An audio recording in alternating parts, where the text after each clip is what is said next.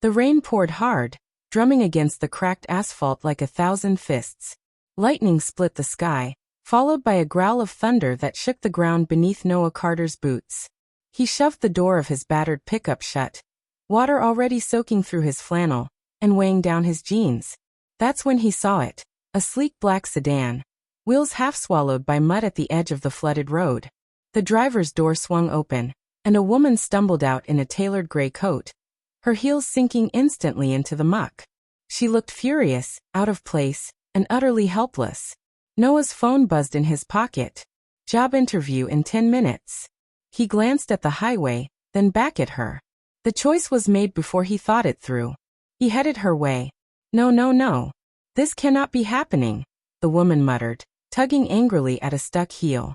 Her coat was pristine despite the storm, but the filthy water swirling around her ankles told a different story.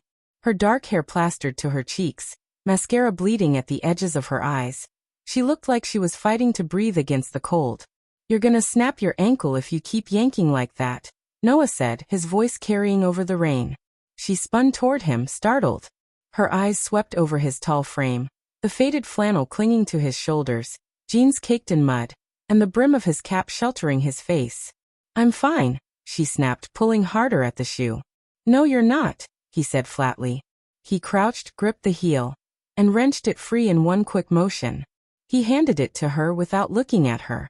Get back in the car. I'll take care of it. Her expression hardened. You don't even know me. Lady, he said, already trudging toward his truck.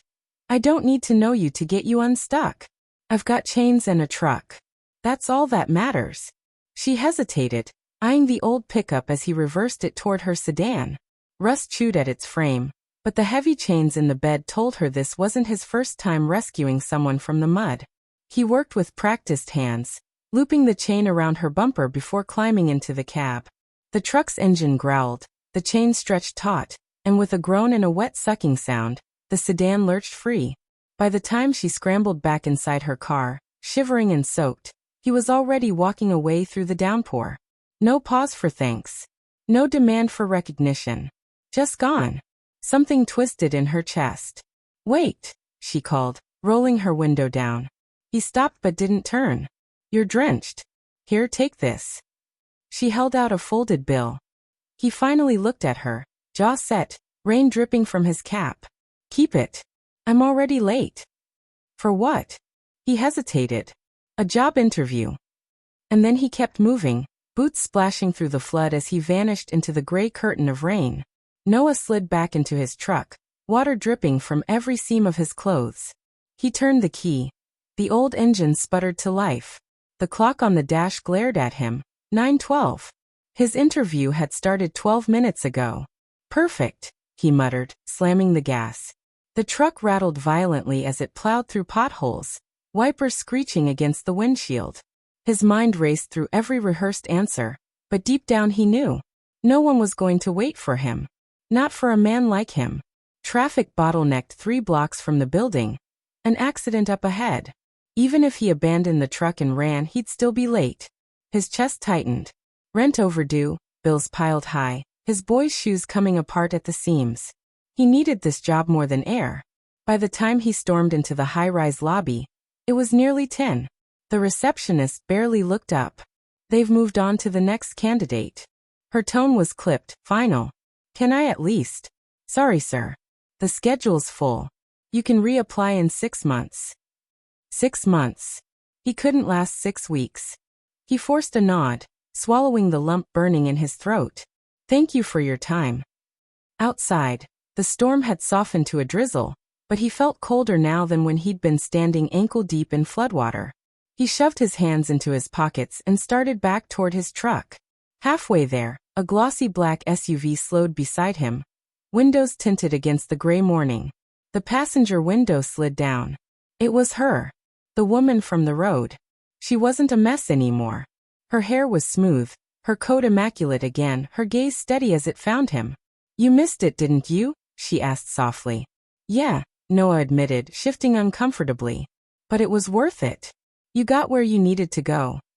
She studied him for a moment, something unreadable in her eyes. Then with calm authority she said, Get in. He frowned. What? Get in the car. I owe you more than dry shoes. The way she said it, measured, commanding, like someone who was used to being obeyed, left him little choice. He climbed in. Inside, everything felt foreign.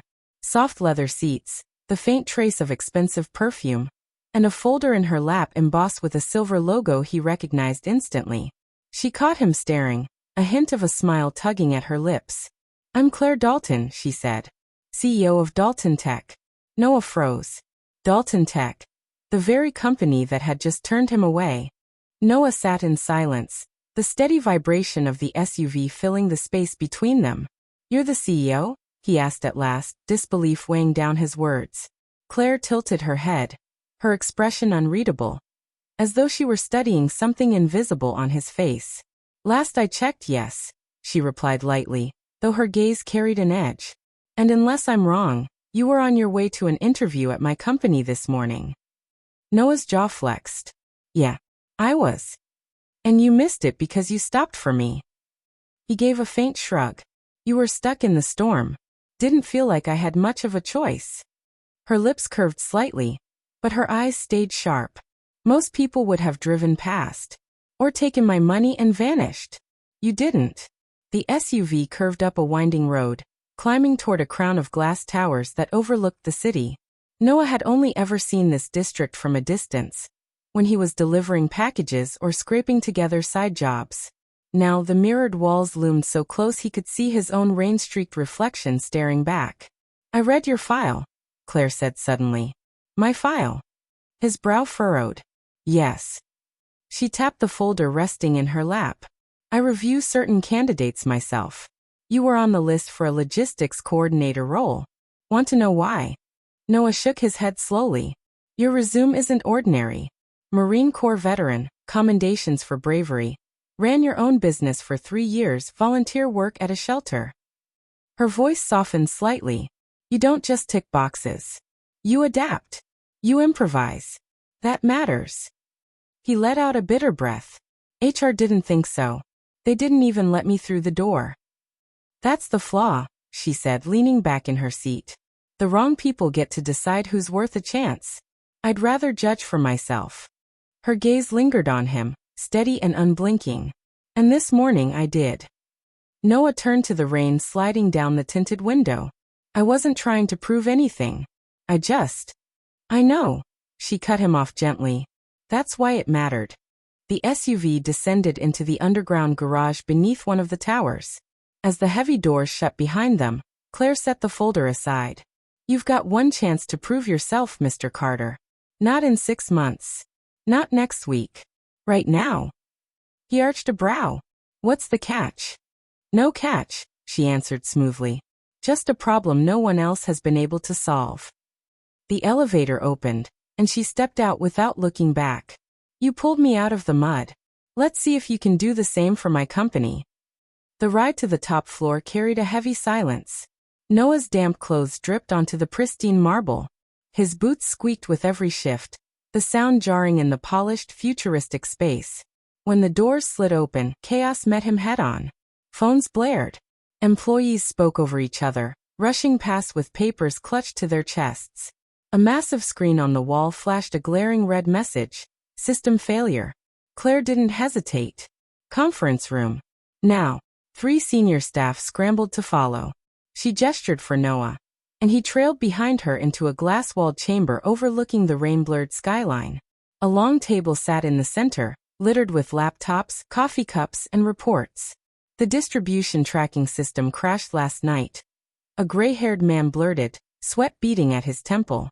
Shipments in 6 states are unaccounted for. If we don't restore it today, penalties will cost us millions. Millions? Another added grimly. And our clients are already calling to pull out. Claire's expression stayed cool. Then fix it. The first man's voice faltered. Our IT lead says it'll take a week. Maybe longer. Noah's eyes caught on the diagrams scattered across the table. His brows knit together as he stepped closer. This is your logistics dashboard. Everyone turned toward him, startled, as though they'd forgotten he existed. You recognize it? Claire asked. I've seen systems like it before, he said slowly. We used one in the Marines for supply drops. I even built a stripped-down version for my shop. Your servers aren't down. They're out of alignment. You've got all the right pieces, just the wrong picture on the box. A younger employee snorted. And you figured that out by glancing at it? Noah didn't flinch. I've spent most of my life keeping things running with half the tools and no time. It's not magic. It's recognizing patterns. Claire leaned back in her chair, studying him with an expression that was part intrigue, part challenge. Then prove it. He rolled up his sleeves and slid a laptop closer. His hands moved quickly across the keys, stripping back layers of polished software until he reached raw data.